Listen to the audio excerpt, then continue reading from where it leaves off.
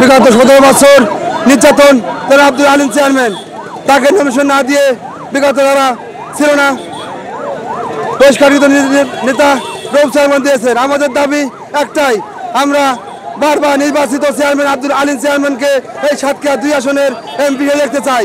আমরা এই বিগত 17 বছর উনি নির্যাতন খেয়েছেন, দুইবার গুলিবিদ্ধ হয়েছিলেন।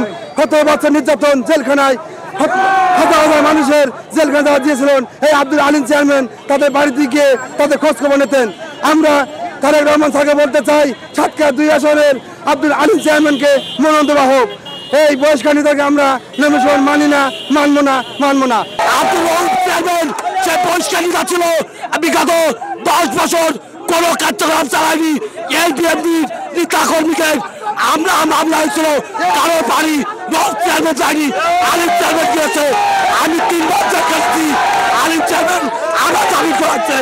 আমি রৌফ চেয়ারম্যান আমার কলেজের আছিনি, আমি একজন সভাপতি ওয়ার্ড বিএনপির লাভচা ইউনিয়নের।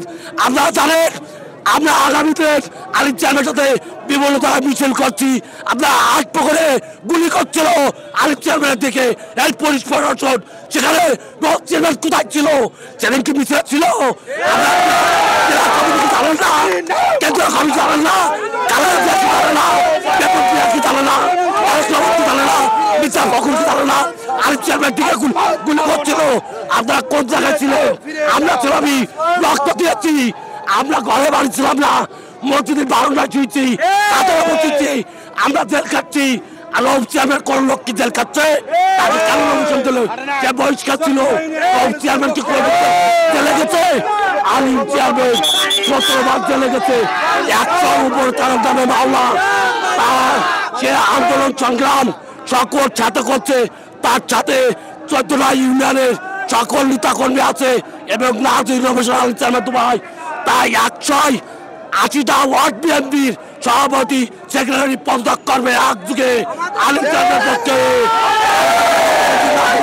বারবার নির্বাচিত আব্দুল আলিম চেয়ারম্যানের নমিনেশন দেওয়ার জন্য জনাব তারেক রহমান সাহেবের করতেছে।